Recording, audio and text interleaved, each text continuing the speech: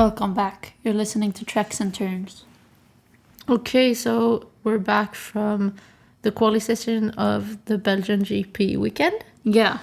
I think it felt a bit uneventful compared to some of the other qualifying sessions we've had.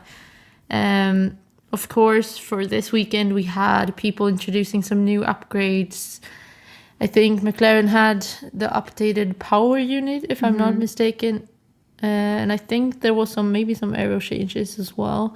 I know there was some changes as well. No, I'm forgetting who it was. Wasn't it Max who had changed his rear wing? Yeah, I think it was only one change, and I think that was the rear wing. Ferrari had none, I know. Mercedes were bringing some as well. But yeah, quite a mix when it came to the practice sessions as well. I think we couldn't really read from that, like who would be the fastest and stuff like that. But for this first session, like Q1, we didn't really have anything to note, I think. What's like Stroll and Alonso out again, being astronomically behind. Yeah. It felt like. I think it was almost, I don't know, 4 point something seconds. I think in practice it was up to almost 6 seconds. Yeah. So they're very far behind. I really hope that they can bring something. I guess it was next weekend. That so they could at least like be in the mix with the Cadillacs, because I think as is right now, I think they're about 2 seconds behind the Cadillacs as well, which is really not good. I think like nothing else to note there. Albon was very close to getting through. I think it was 0.007. Sainz once again, I think outperforming Albon here, but not by a lot. It's very, very tight between, I think, Sainz, Behrman, Albon, and Ocon in this session.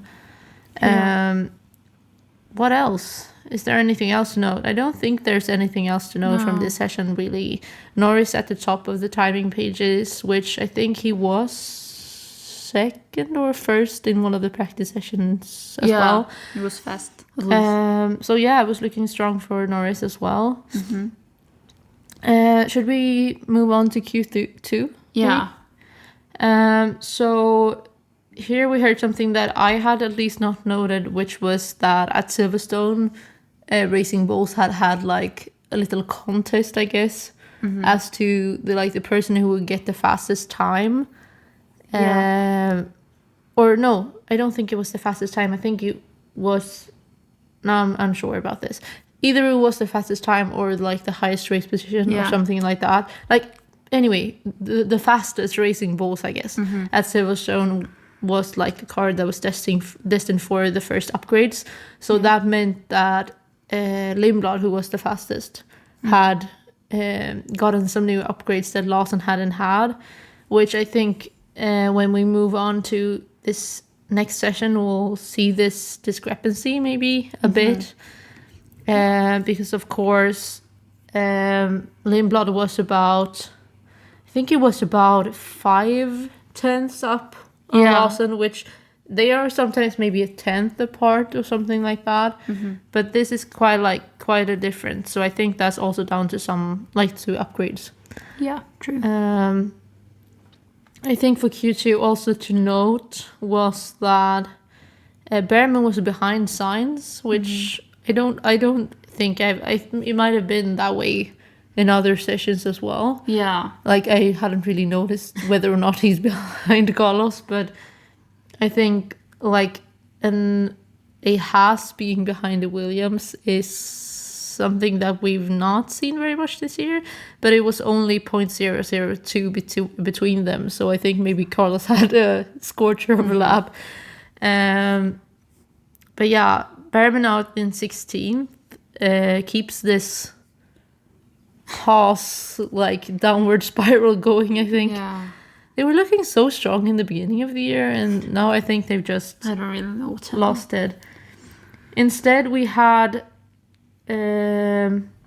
Yeah, that's actually really interesting because I also noticed now that for this session we had, so the bottom 6 were Lawson, Gasly, Colapinto, Hulkenberg, Sainz, and Behrman, which it's very rare to see both Alpines out in Q2. Yeah, true.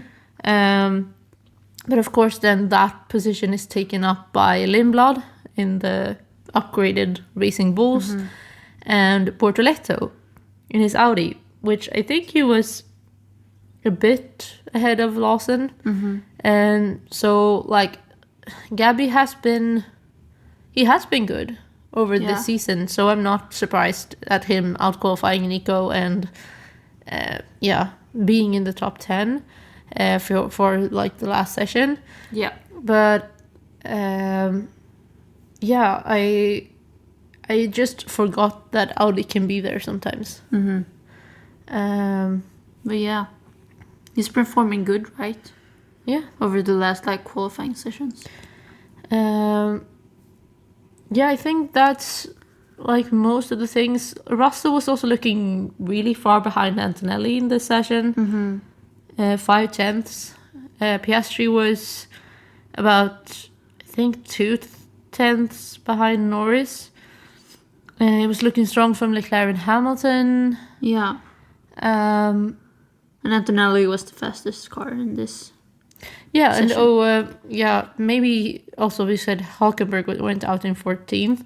Maybe also he had some issues on that last lap because we of course saw him pull over because he had some sort of a hydraulic leak, I think. Yeah, I think so. So he had to just park it. And the car started rolling. Yeah, I got so scared. My God, like what can be scarier than like that heavy of a car? And I like start to roll, and Nico just like threw himself onto the car to try to stop it.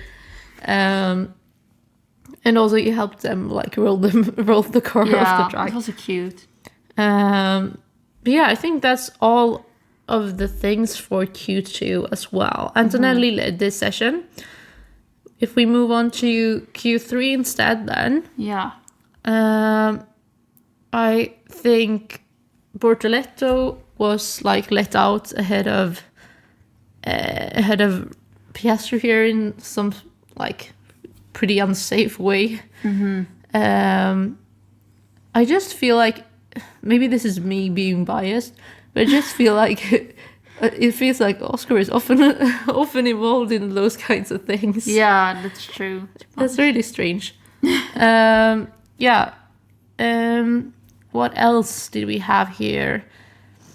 We also had Hadjar towing Verstappen to try to get him higher, since we know this in hindsight, I think, because we didn't really, or we found out, I think, at like the halfway point or something of the sessions, that Hadjar also had taken some new parts, I think. Yeah. So he had like, I think it was like I don't know if it was a 20 or a 30 place grid drop. Yeah, but anyways, he was starting at the back. Yeah. So of course they used him to try to get Verstappen higher up. But with that lap, Verstappen was still almost 2 tenths behind Norris, which was looking like a very big gap.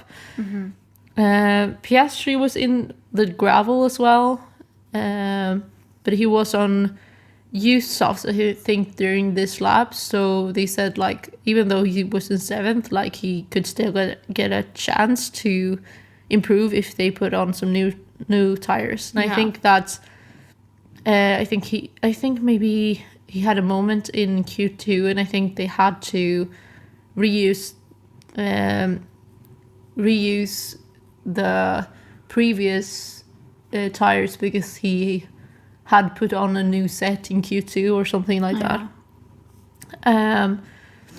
But yeah, Hadjar tried to tow Verstappen again, but it was still not enough, which I think, like in previous years when a Red Bull has like towed another Red Bull, it's been like astronomical, like the thing they can like do with that power. But yeah, it was not enough. Norris was also into the gravel, and I think we've seen that a couple of times this year. Like, I don't think the McLaren car always looks as like glued to the ground as it did maybe last year. Yeah. So it's a bit twitchy. Because by no means are Norris or Piastri bad drivers. No. But we've seen them like be a little bit over the edge. Yeah. In this quali session. Should we go through then like the top 10 qualifiers and then talk about maybe some like grid penalties and stuff like that? Of course.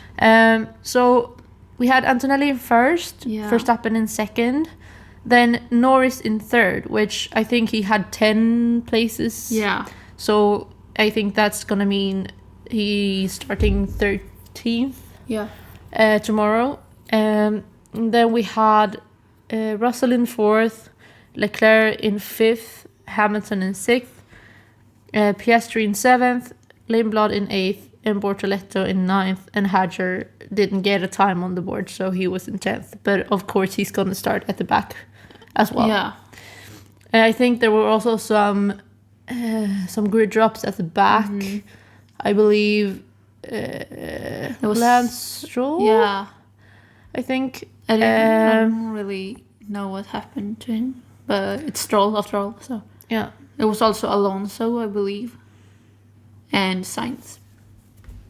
Yeah. So I think that was it. Do we want to add anything about this lineup or anything? Because then it's going to be Antonelli, Verstappen, Russell in the beginning. So yeah, it's interesting. I mean, seeing two Mercedes and then Max in between, everything can happen because it's Max, of course, and then they have the Ferraris behind them, which we know are good on the starts. Yeah, so it will be really interesting to see the start. It's looking quite dire for our predictions as well. I don't know what we were thinking, but yeah. Leclerc and Hamilton are way down in fifth and sixth. I don't know why. And I put Piastri up there as well. So I put Norris, and he dropped. He's nowhere to be seen. Yeah.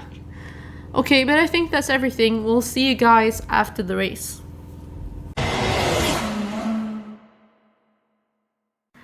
Hi guys. Now we're back from watching the race. Yeah. So I think as uneventful as this race felt at times, it had a lot of action in the beginning at least, and then a couple of highlights near the end.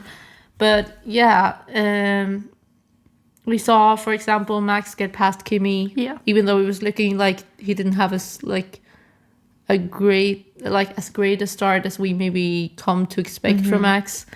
But yeah, I think the most contentious or controversial part was, of course, Russell and Hamilton crashing. Yeah. Which for Hamilton, it had really, I don't want to say no repercussions, but they were pretty slim. Yeah. Because I think in the end he got 5 seconds for that, right? But yeah, for George it meant a DNF.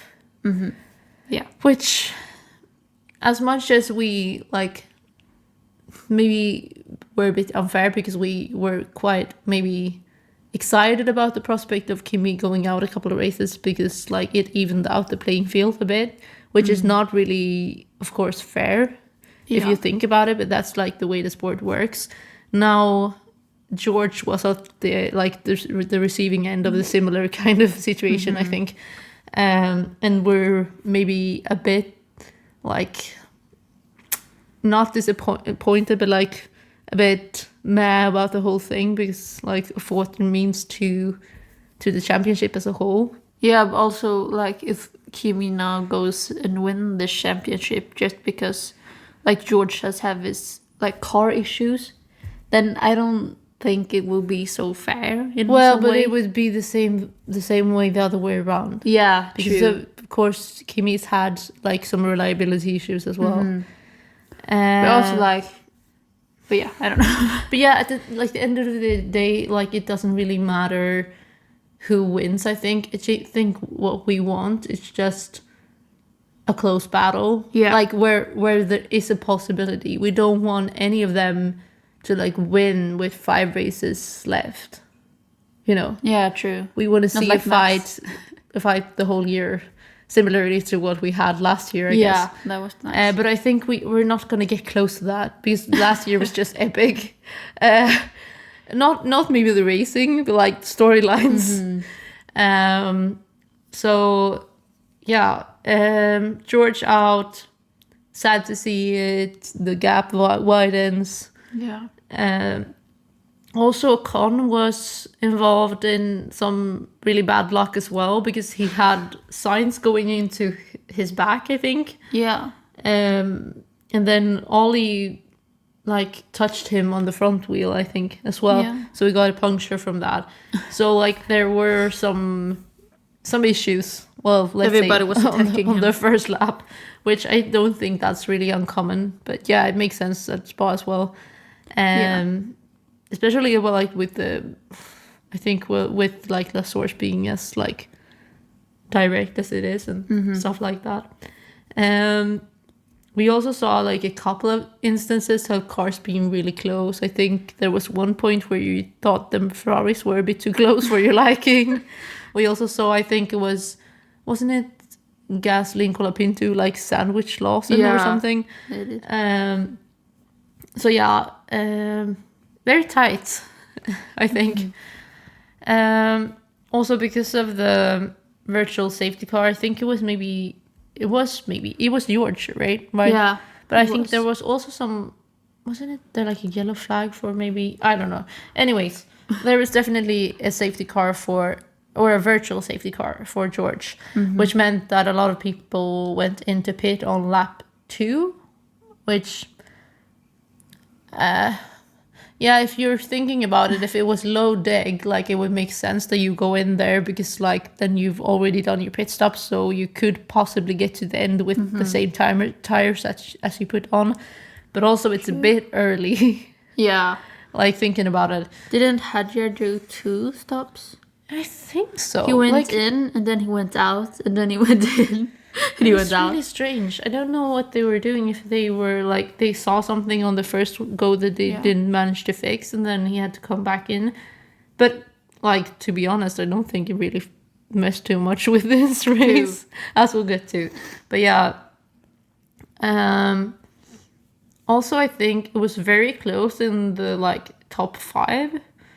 Like everyone behind Verstappen, I think it was Leclerc, Piastri, and Hamilton at one point were like 0.5 seconds from each other. True. Which was really interesting because you saw Piastri chasing Leclerc, but you also had to like manage Hamilton behind. Yeah. Also, there was some contact between Leclerc and Piastri on the 8th lap, which I was pretty sure, like we just saw it quickly, but I was pretty sure that Leclerc was going to get something for that. Yeah. Because obviously it went under investigation. But in the end, I think they decided that no further action was the way to go. Yeah.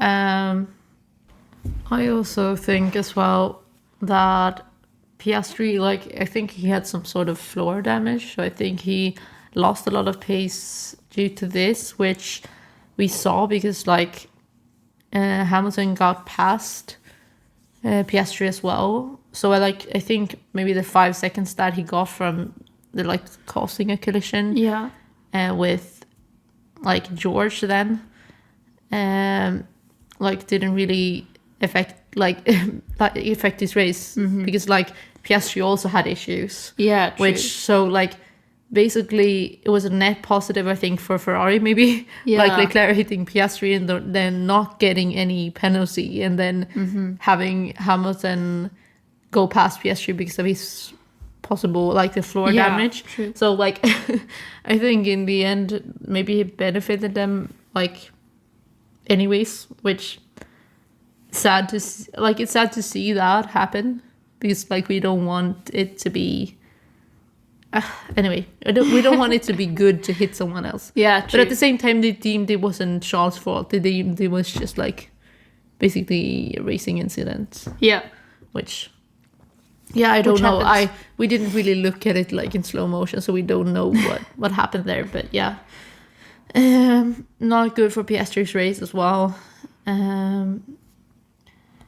I think then they were talking also about, I think Oscar was saying something about maybe adjusting the nose when he went in as well to like try to get some of the downforce back. Someone else who was struggling with possible floor damage, I think, was Carlos Sainz. Yeah. Because he got very angry when he went in for his pit stop. Yeah. They adjusted or changed. I think maybe it's changed because it was a really long stop. They changed his front wing, which, like he said, well, it wasn't the front wing, it was the floor that was the issue. So he was really angry because he said, like, it didn't approve the front wing change. Yeah. Which, like, maybe they saw something that he didn't see. Mm-hmm. Because, like, they wouldn't let him go around if people have been reporting maybe that it's crooked or something like that. But yeah, I don't know. He was not aligning with the team there. Yeah, Hamilton was also a bit confused over like his strategy, like what they had talked about, because presumably he was thinking maybe about plan A, and like he asked his race engineer, like, what lap are we on?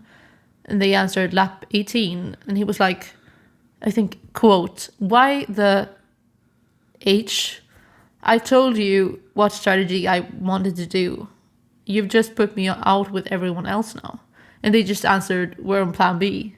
Yeah. So I think he was somewhere else with his mind. But he was also not very happy with the strategy of things happening as well. Also, I think he had an instance a couple of laps later as well. Yeah. Where I think he actually went in for his pit stop. That like he asked, like, did you put front wing in or not? Like maybe some sort of an adjustment, I think. Yeah. And they said, we didn't manage. And he was like, yeah, I can't turn the car. So, which, like, I think he was very sassy during this race. Like, yeah, it was not maybe good then. But at the same time, as I said, yeah, maybe he could have been higher up. But, like, he was obviously gaining positions as well, even though he had a 5-second penalty and supposed issues with other things. Yeah. Also, I think, wasn't it Antonelli that went in during, I think it was the VSC or something because of damage? Yeah. And you said, like, oh no, they're doing it again. Mercedes are doing it again, taking in Kimi when it's not really a virtual safety car. Yeah. But maybe they were planning to take him in anyway before. Yeah. Yeah, Norris also passed Piastri. He was lacking pace, of course, I think maybe due to losing some downforce as well. And then that was really strange as well, because I think we really need to dive into this. We didn't get the radio played, but we're assuming that they said, like, switch positions, Lando is faster. And Oscar let him pass pretty easily. Like, they were maybe racing, but, like, it was looking as if Oscar was not trying to lose a lot of speed, so he was like trying to let Lando pass like as naturally as possible to not slow down as like more than he needed to. But then he passes Lando on the same lap. True. Like swings back around, which very strange. I don't know what they had agreed on. I don't know really what was happening in Oscar's mind, but I would like, of course they're racers and of course they want to do the best they can, and we don't know if there's some sort of internal power struggle over McLaren, but yeah, I think thinking about the fact that he actually had damage and he had seen, or presumably his race engineer would have reported him that his times were not as quick as they were before the damage happened. Like, I'm thinking that, like, is it really that thought through to throw yourself ahead of your teammate again who like doesn't have any damage? I don't know what happened there, to be honest. Also, Limland and Lawson were fighting each other pretty fiercely as well. I think at one point they also got like an investigation for forcing another driver off the track. Yeah. Which I think we've seen that a couple of times this year. They are not ones to like let things go. They are definitely fighting with like teeth and claws out at all times. But yeah, also fun to see like some of the, well, yes, younger talents as well. Like that they want to really fight for the, I guess, best of the rest positions. Yeah, of course. Then I think during, we had another virtual safety car, which was where Ferrari decided to double stack Leclerc and Hamilton, which I think actually panned out pretty well. Yeah. Because I think they had Leclerc a couple of seconds ahead of Hamilton. And then they got Hamilton in and managed to serve the penalty. Right. Which maybe that was why they didn't manage to put in the front wing, because they were so focused on the penalty and like changing the tires that they couldn't really, and maybe that they would lose too much time doing that. I don't know.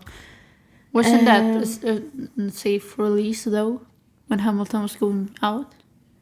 Because wasn't there an engineer in the way? Not an engineer, the pit stop. Yeah.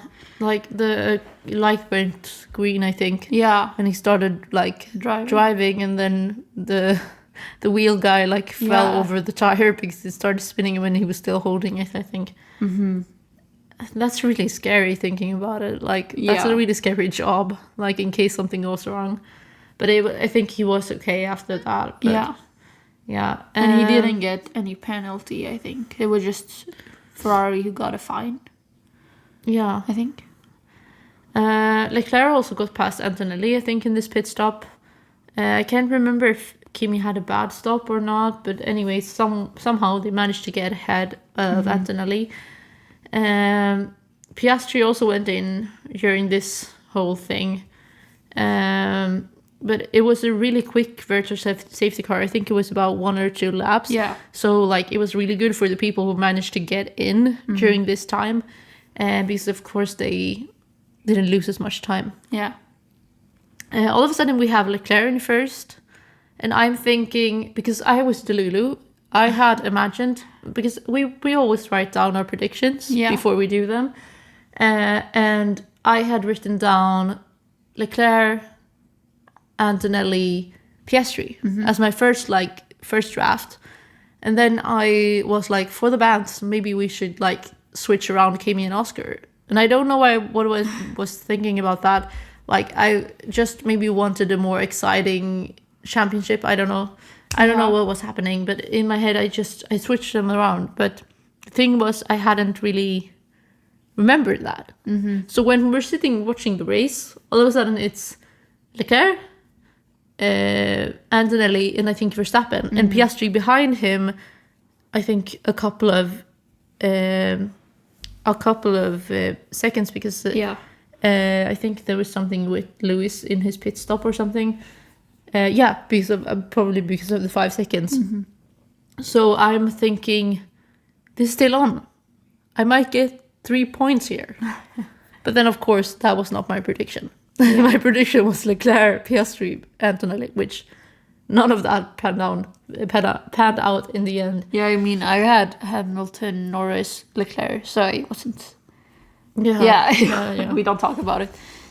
Also, Max was complaining a lot of grip issues, so I also thought, because I think Piastri was like gaining, like the distance was shrinking a lot. Yeah. But I think that might have been like the effect of new tires, because Max had been in on like lap, I think 18 or something like that, and they were in on lap 23, so they had a bit of an advantage. But yeah, in the end, of course, like, this didn't really matter. Stroll retired due to clutch issues, which I don't know, like, if there's anything to say about that. Also, there are probably some sort of like tensions, I think, within McLaren. Like they are fierce racers, both Norris and Piastri, because like they always have to be told by their engineers to like stop fighting. It feels like because Norris as well was told to not race Oscar. I think I don't know really why I don't know. They just said that they shouldn't race as well. Leclerc was of course struggling as well. I think in between here around lap 31 Lando went in. Yeah. And this is where like I don't know what happened because they had such a long pit stop. Yeah. Like I think it was almost 8 seconds, which good for me because that means I can like check off one of my bingo boxes. But anyways, very long stop for Lando, and I think that's not really what he needed, seeing as he started in 13th. Yeah, true. Not really maybe the race that he would have wanted. Also, to be fair, I don't think they would have thought they would be that far up in the quali either, because obviously this shows this track to like take that penalty, and they could have chose anything. So but really sad to see. I think that like in the end here it was just basically Leclerc and Antonelli, and then Antonelli managed to pass Leclerc as well. Yeah.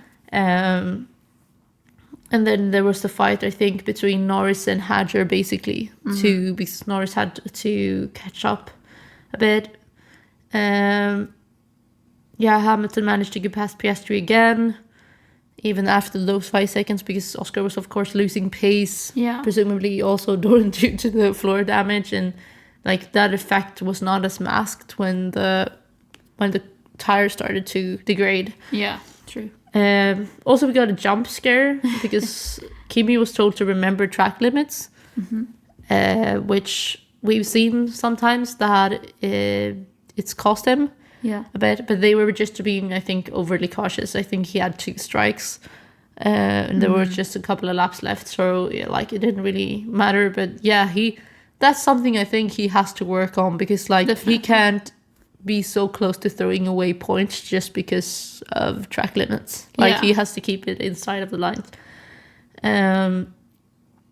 So I think that was basically it. I think Hamilton was chasing down Verstappen as well during these last laps, but he didn't manage to do anything about it. So in the end, it was Antonelli, Leclerc, and Verstappen, right? Which I think Red Bull have gathered themselves. Yeah. Like, because now they've just managed a couple of podiums, which I think is a sign that they're moving in the right direction. I don't know what McLaren are doing, but yeah. Okay, so I think what else can we talk about? I think we can talk about what this means for the championship, for example. Hamilton is moving up, I think. Yeah. Ahead of George Russell. It isn't so many points between them, I believe, though. I think for now, it's almost between Hamilton and Antonelli. I believe it's about 50 points or something. It's something that feels outrageous, but at the same time, we can't like say that it's over already. Yeah. I think it's 40. Is that 45? 45 points, yeah. I think so. Yeah. Which is, like, I think it is a lot. But, like, it was about 30 between them. Isn't it 50 between Russell and Antonelli? Antonelli and Russell now. Yeah, it's exactly 50 points. Yeah. Which I think in the end, the fight is still between them. But if George don't manage to, like, fix up his act, to, like, get a couple of wins, I think it's over already. Don't you think Lewis can catch him? But, like, that would mean that he has to win. Yeah. He's only had one win this year. Kimi's had 6. And still, he's only 45 points behind. Yeah, that's because of Antonelli's DNFs. Yeah. Hamilton has yet to have a DNF, right? Yeah, I don't think you have any. No. So, yeah. Interesting to see, but I think this is cementing more and more that Kimi is getting really close to winning this. Which, of course, as we said, we're happy to see it. It's just like we don't want it to be over too early. True. And I think it's leaning that way now. Because if we like follow George's like track record for these couple of last races, I don't know if I believe in him as much as I did at the beginning of the year. Yeah, true. I mean, then I thought he was gonna be the world champion, but now I don't. Yeah, I thought it was like sure money, like that he was gonna get it. But yeah, should we move on to maybe radio of the day? Yeah. Should we start with that? For what do I want for my radio of the day? I think it might have been either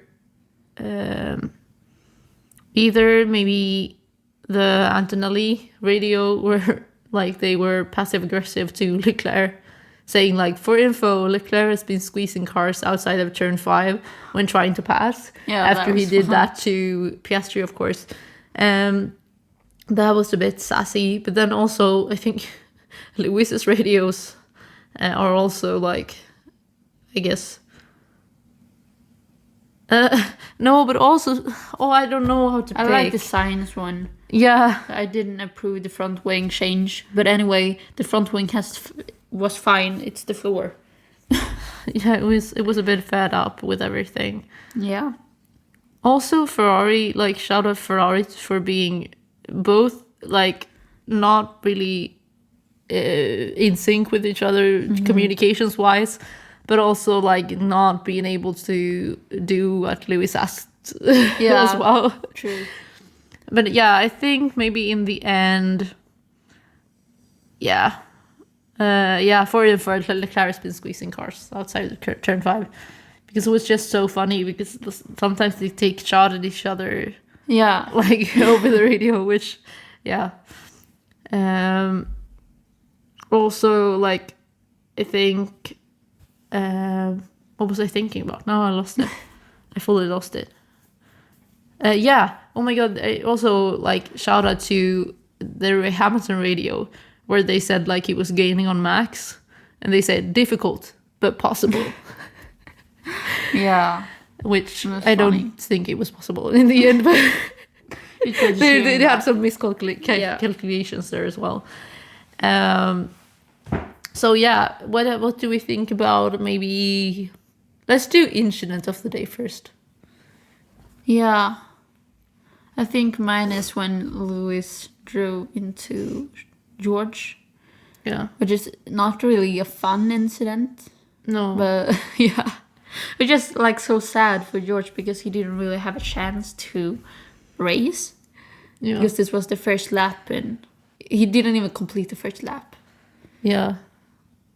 For me, maybe it is like I would agree with you, but just to say something else, I'm saying Leclerc Piastri because I'm still confused as to what, first and foremost, like what happened there because Piastri couldn't manage to pass.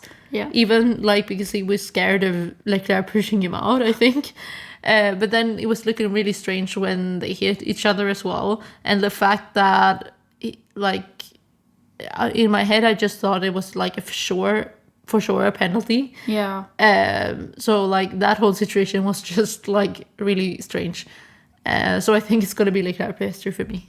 Yeah. Who's your driver of the day? Actually, I think someone we haven't really talked about a lot was Hadger. Yeah. Because, like, to think that he started, like, I think he started 19th. No. Or 21st. 21st? I think so. You're sure? Okay, 21st. Anyways, he started basically behind Lando, which I think he had 10 positions Yeah, lost. exactly. And of course, Lando had one pretty slow stop, and Hadjar managed to like stop during the VSC. Exactly. But also, didn't we say like he had 3 pit stops? Yeah, he did. He had 3 pit stops, and I think in the end he managed to get up to Sixth Yes, 6th place. That's crazy. Like ahead of Norris. Yeah. And he was like, I think 5 seconds behind Piastri as well. Like that's crazy. Yeah. Like, why haven't we thought about this? I don't know. And the fact that he was only like, I don't know. I don't understand how that's crazy. How that's even possible. Like, I didn't really notice it during the race, but then when I was looking at like the like results in the end, I was like, when did Hadjar manage to get there? Yeah. Like, where did he come from? Like, quite literally. And I think we saw him in a mini screen a couple of times when he was passing people from from far back.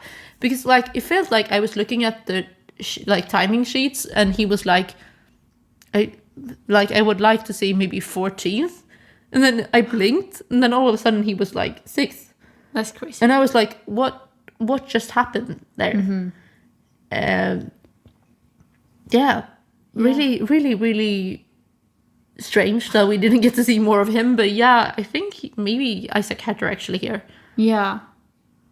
Who would you like to see? Yeah, I would also say him, to be honest. But it's just so crazy. That was really good of him. He did a good drive for sure. Yeah, and he's been doing good. Like, I'm still just astonished by this result. Didn't he climb like 15 positions if he started 20? Yeah, that's crazy. That's max behavior. But of course, he's supposed to be in the top 10 with that car. Like, so the fact that he passed like Fernando Alonso in like a wheelbarrow or whatever, I don't know. Like, I don't think it's really crazy in the end. Like, you think about how many cars it would be like possible for him to like get past. The fact that Fernando Alonso ended with being 2 laps behind is atrocious. Yeah. That's crazy. It's interesting how we even finished the race, to be honest. Also, I think, we didn't talk about this, but I think we haven't checked this yet. But if Cadillac and Aston Martin have, because I think Aston Martin had one race where they both finished, right? But I'm not sure Cadillac have. Yeah, I think so. It just feels like if anyone's DNFing, it's one of them. Yeah, of course. Or presumably at least both. I don't know if we're talking about it, but Perez DNF'd. Yeah, I don't really know. I think he had a issue with the suspension. Yeah, right. I think he said my suspension is broken over the radio or something like that. But yeah, I didn't really think that was interesting information. Necessary. Also quite sad to think about the fact that they are I think average drivers. Maybe some would argue better than average, and they're driving such a shit car. It's just sad to see, really. True. Similarly with Fernando Alonso. Like, what is he doing in that car? It is what it is. Let's hope they bring some sort of like a positive upgrade, I guess. Yeah. To Hungary. And we'll have to report about it, I guess, next week then. Yeah. Because then it's time for Hungary. Yeah. Not hungry, but yeah, I'm kind of hungry as well. We are hungry for Hungary. Yeah. But anyway, guys, I think that was our wrap up for this race. Yeah. Tell us what you thought about it in the comments, and we'll see you in Hungary. Bye.